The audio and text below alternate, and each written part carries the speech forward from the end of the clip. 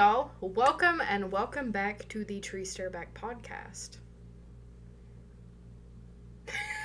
We're doing something a little different today, and I think we're gonna do it probably maybe not once a month, maybe a little bit less than that. It honestly might be like without like frequency. It just depends on like what kind of mood we're in when we're willing to record and what comes up in our lives. Yeah, I think it's definitely something that it would be something we have to do with just personal stories, because we want to do like a sleepover, just storytelling vibe where we're posting everything raw. So if our dog loses her mind upstairs, you guys are going to hear it. We're not cutting it. We're not editing. You guys are just here with us. If and when we trip upon our words, you get to listen to it. It happened just now to me. No, it will happen to me. It will happen to both of us yet again. But I thought that would be really fun. Mm-hmm. It's definitely not because we're recording this super late on Thursday night and it has to be up at 8 in the morning and I got a wild idea to do this. Yeah, we're definitely not just like taking the easy. No, we've been talking about doing this for some time now, and finally something came into our lives that we feel as though is something that we could just tell you guys just casually. Just word vomit out. But before we get into that, be sure to follow us at the Tree Stare Back Podcast on Spotify and YouTube. That's where you can see and listen to us. If you have any stories that you want to send in to the thetreesstarebackpodcast@gmail.com. That will be in the description for both YouTube and Spotify. And be sure to follow us on Instagram and TikTok. Yeah. Interpretive Dances by Morgan. I can't sit still.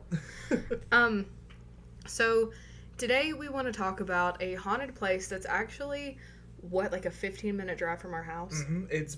First of all, it's been there for like Decades, right under our noses. We had no idea about it, and I actually only knew about it because I was researching haunted places in Bristol because I'm doing a storytelling event. By the way, if you are local to Bristol, Virginia, Tennessee, whatever, or if you're willing to travel. Yeah, I'm doing an in-person storytelling event. I think the tickets are $5 each. This is at the Boutique in Bristol, Virginia.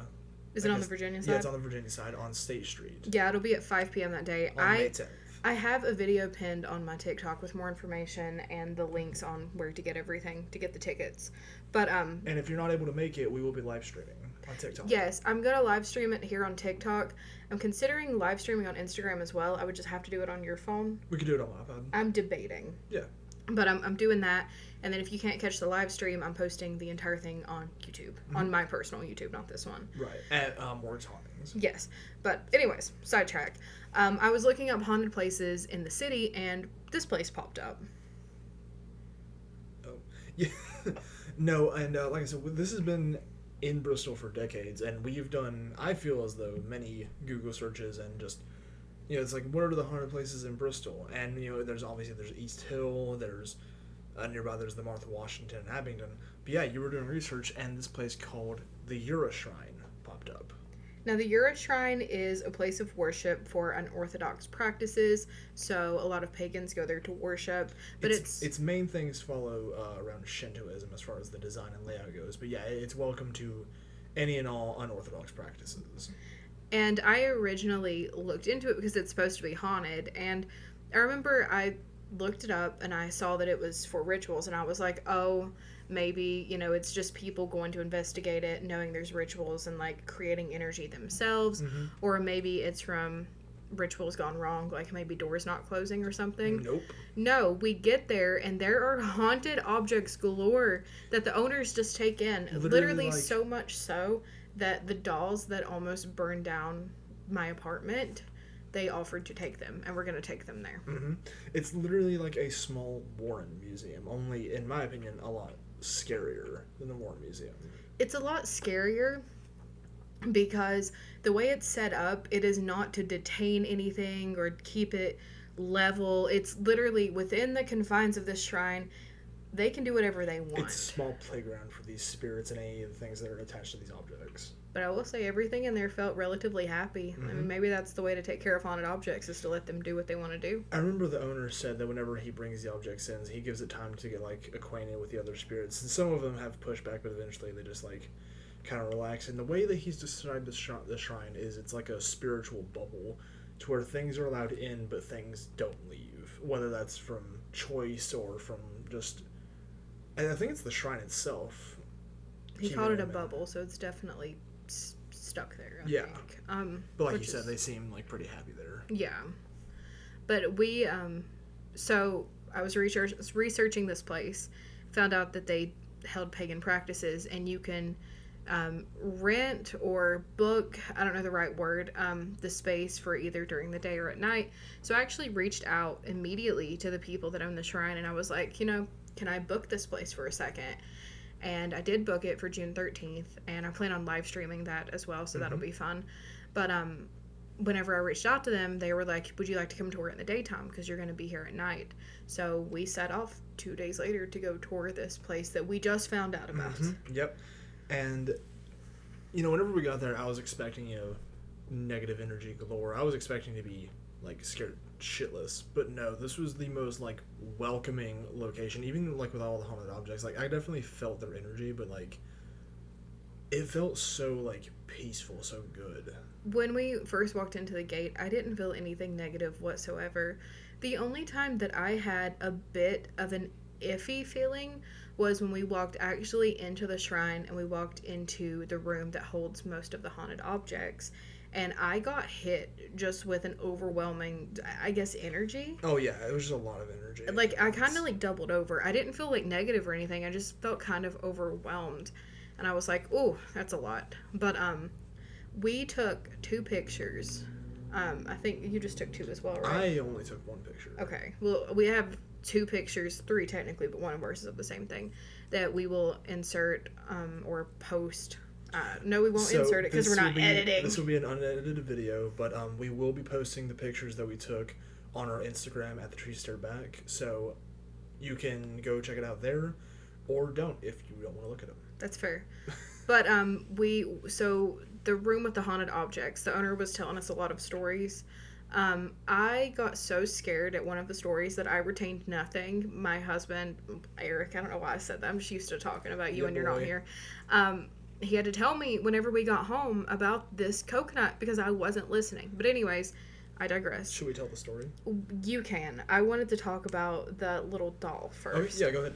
So the first thing whenever we walked into this room, I saw a doll in the corner. She was in a glass box, and they had just gotten her to the shrine, and apparently... Literally like Annabelle. Apparently she really likes opening and closing the door, and I was so drawn to her. I don't know why, but I just stood there. Didn't I? I stood in that corner and did not move. I did not walk around the room. Locked in.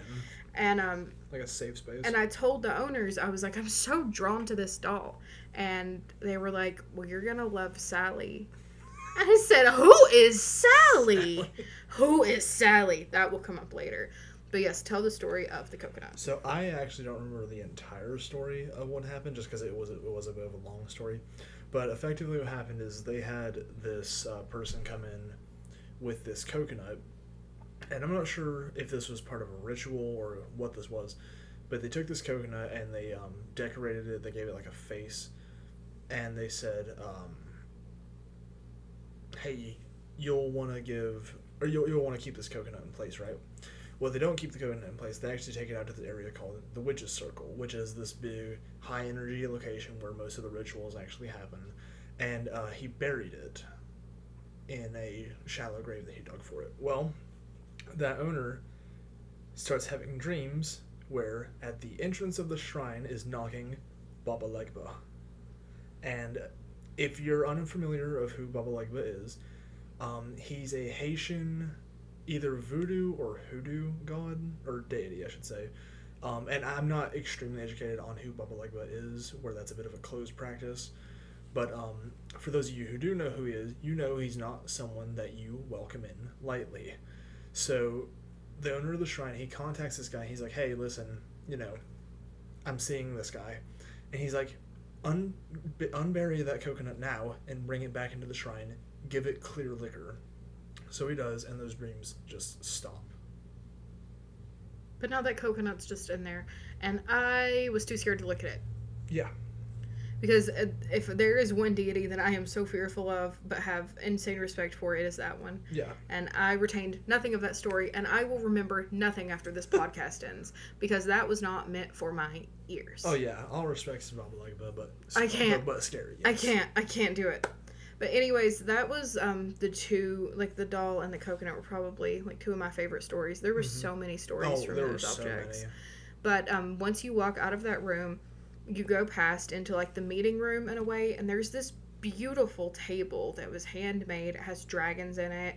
There's so much detail. It's literally called the dragon table. There is so much detail into everything that these people have done in every aspect, in every object, in every room of this house. And in the table, whenever they were building it, because it's like maybe like a 10-foot, 15-foot table, and they built a frame around it, and they poured concrete in the table. I think he said it weighed like 6,000 pounds. And he said in the table they put some sort of effigy or symbol or some sort of like physical symbol from like the multiple different practices. There's some from Celtic, there's some from Greek, there's some from the Infernals. But no, the table is absolutely beautiful. There's runes carved into it. It's just really nice. There, after that, because that was really all that was in there. There's mirrors. There's a mirror on the ceiling and on the wall. And there's like these, it's a strand of mutated root that sits on the ceiling that he literally has for inviting fae and fairy to roam around. After you leave that room, if you go to the right, you walk through this hallway where they told us it was the most active. I didn't feel like that was an active area, at least for me. I'm sure it is for a lot of people. I kind of felt peaceful in there. But they had a big like picture of Baphomet. Yeah, it's a big tapestry. So I think that's why I felt so calm in there. But there's some really cool stuff. Funny thing about that tapestry is so they recently had a paranormal investigating team come in and investigate the location. They welcomed that. And they covered the banner of Baphomet because it's the one where it's of Baphomet's face on a pentagram, and there's like upside down crosses on there and stuff like that. And like we're walking down this hall, and this tapestry, it was covered by this other big black like blanket or curtain, and my head just snapped to the left, and I was like, Baphomet's under there. And they're like, okay, yeah, these guys are cool.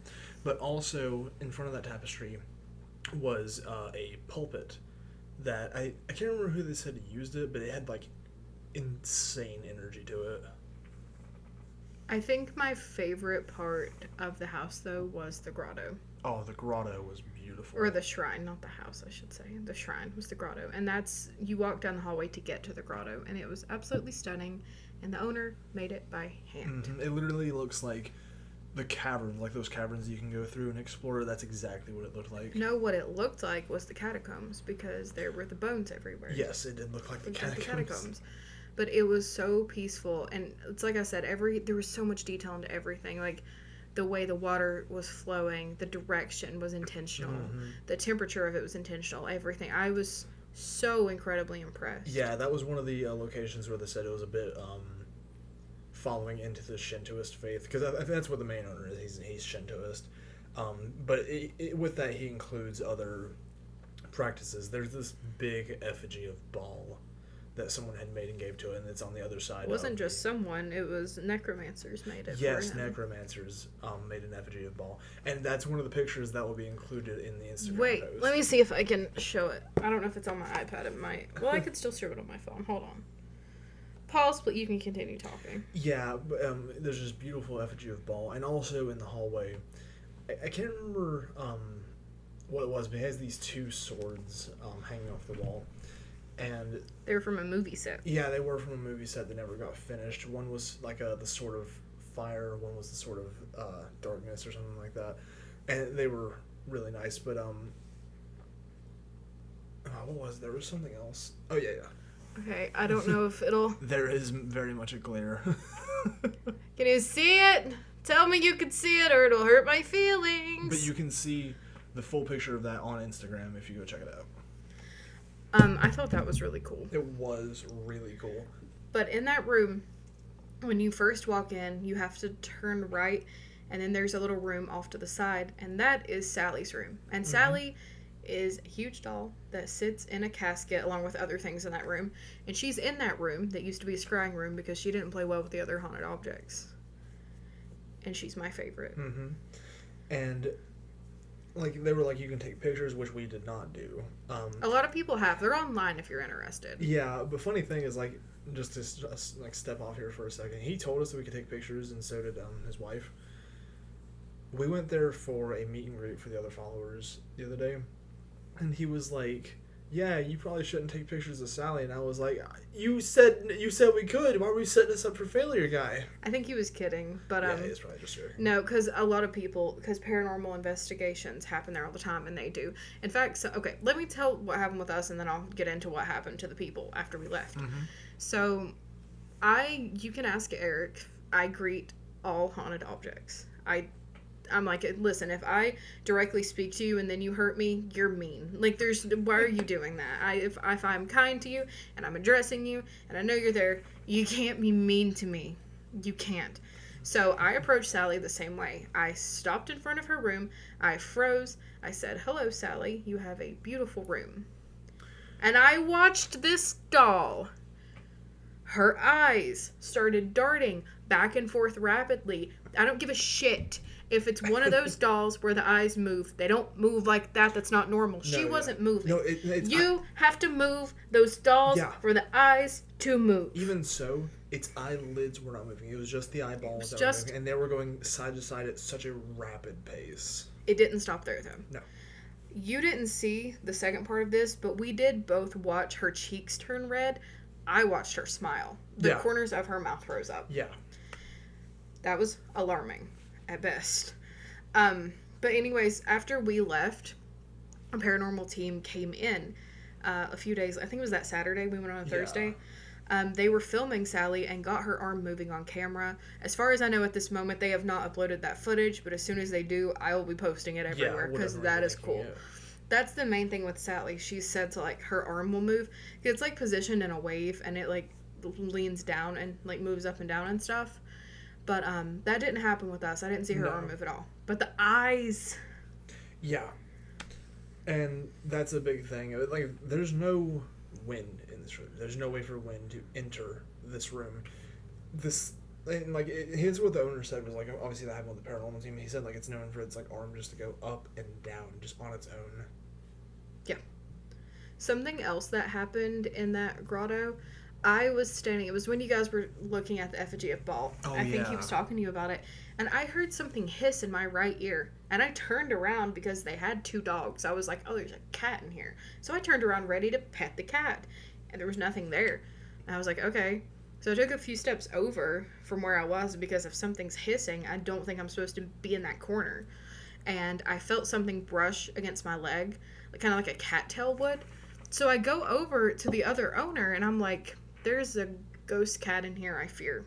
There's a cat. Mm-hmm. And she freezes, interrupts you guys talking, and is like, she felt the cat. I told you there was a cat in here. The ghost cat. There is definitely a ghost cat in there. Yeah. And you know what? I don't know if it loved me or hated me because it hissed me and then rubbed on my leg. But that's, like, pretty typical cat behavior. I mean, who says that there was just one? Yeah. That's true. After that, we went outside to the Witches' Circle where we saw the work that they did to some people who stupidly stole 2 skulls and a cauldron out of there. Are you out of your mind? 2 deer skulls that were up on, like, on post. And, yeah, it was a cauldron that was, like, actively used. So... yeah, someone comes and they steal it because it's right off the road, and they called in everyone that was a member. We unfortunately weren't a part of that, and they sent all the negative energy towards these people. So, I mean, whoever you are, if you're watching this video by chance... they're not watching this. They're in the hospital. Oh, yeah. And they've been there for a week. They have to be. That was some of the most, like... insane energy that I have ever felt going into that circle. This is a beautiful circle, though. Oh, it's so nice. It's, like, in the middle of a patch of bamboo. I loved it. And something else about this, and this is what I was going to get into after a moment. If you're in the area and you're interested, and if, like, you're genuinely interested in, like, coming to just visit or even, like, joining the membership that actually, like, you know, comes and greets and, like, does all sorts of, like, rituals and stuff there, they're open to, like, other people joining. Mm-hmm. You can find them on Facebook. I think that's where they're mostly on right now. Of course, we're going to continue posting it. Maybe. Yeah, I can probably link it in the description. But on YouTube, at least. Something that's great about this area is the shrine itself seems to have its own energy that it can control and manipulate, because there are so many people that have tried to come to this shrine that weren't supposed to be there that just couldn't. It's like they're not able to make it, or sometimes they take one step in the gate and either faint or vomit. Yeah. Or get chased out. Yeah. It's not very... by the owners. Yeah, no. They're very sweet. But it's very much a thing of if you're meant to be there, you will be there, and if you're not, you simply will not be there. Mm-hmm. I mean... It's insane. You've lived in Bristol your entire life, and I've lived in Bristol for the past, 6 years now, and we haven't been doing our craft work for a very short time, and this place just pops up out of nowhere. No, it definitely reached out to us. Also, the fact that there's people on TikTok that have made videos about the Ura Shrine. I have looked up haunted places in Bristol multiple times on TikTok to see if there was any local people that would be fun to collab with. That has never popped up. Not once. But after I looked it up, haunted places in Bristol, Ura Shrine, whatever. There's so many videos. Oh yeah, and from years ago. From so many years ago. So if you're not in the area, or if you are and you just don't want to go, and you want to see more about this place, there are a lot of videos on TikTok and YouTube, but... There's movies. There are movies about it.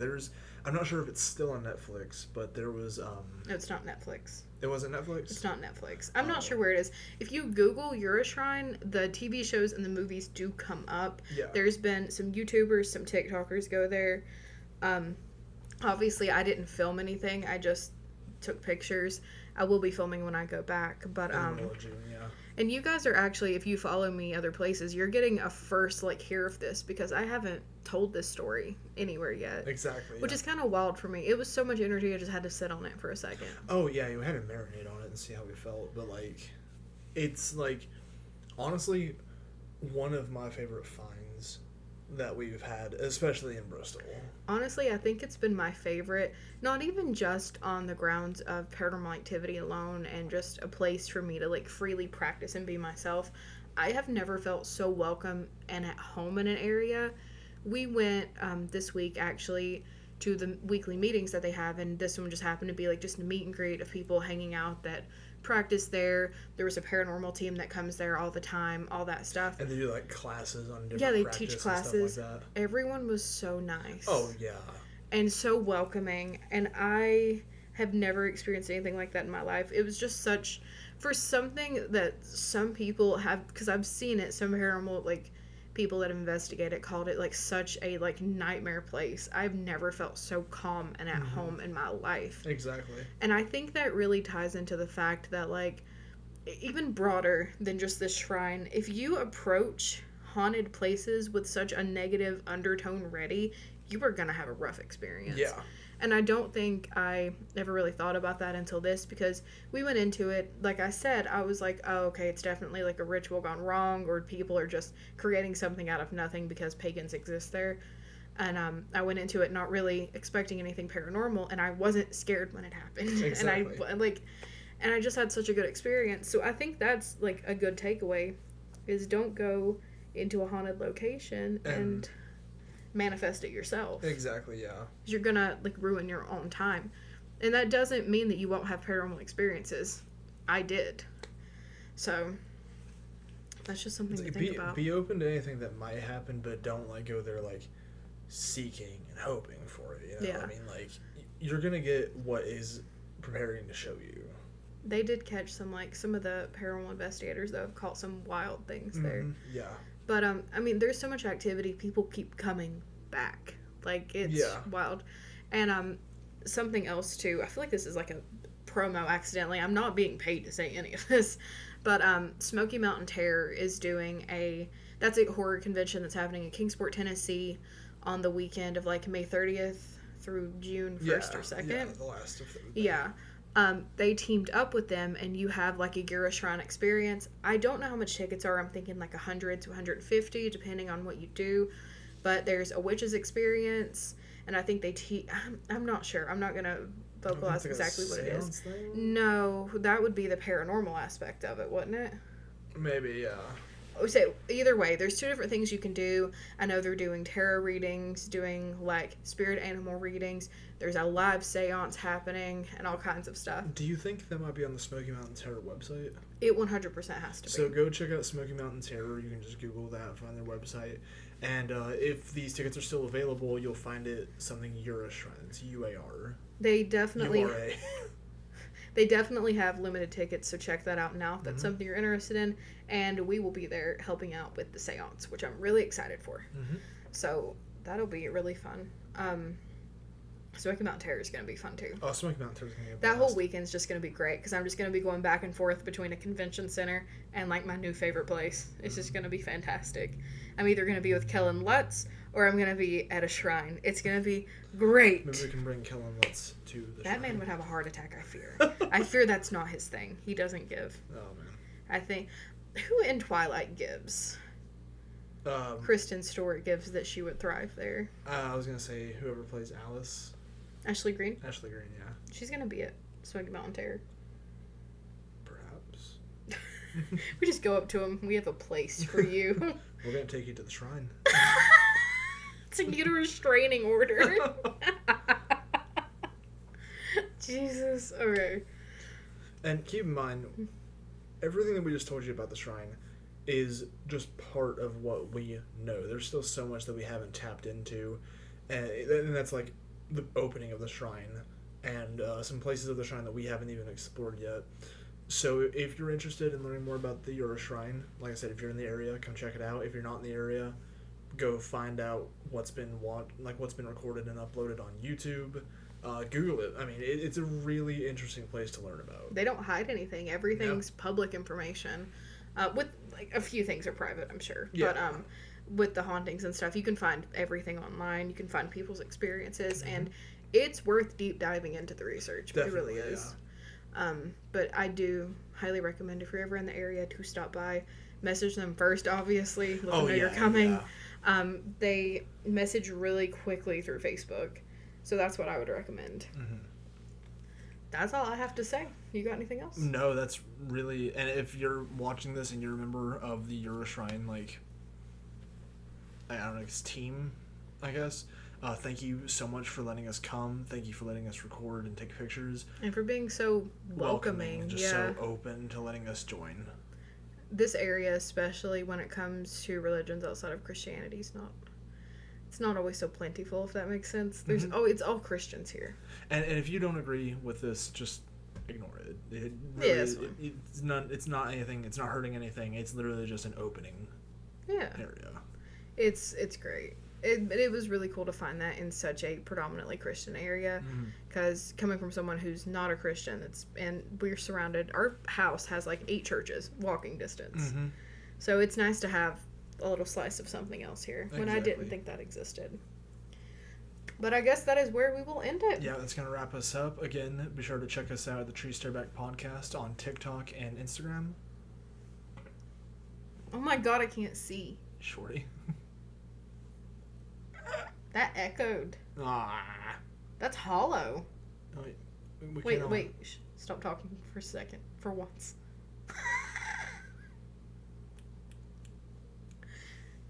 Do you hear it? Like, obviously you do, but like, can you like pretend to leave your body for a second? That's... Wait, let's knock on your Denzel head. Muffled. Like knocking on solid oak. You can knock down walls with that thing. Anyway, now that we're done bullying each other, bye. Bye.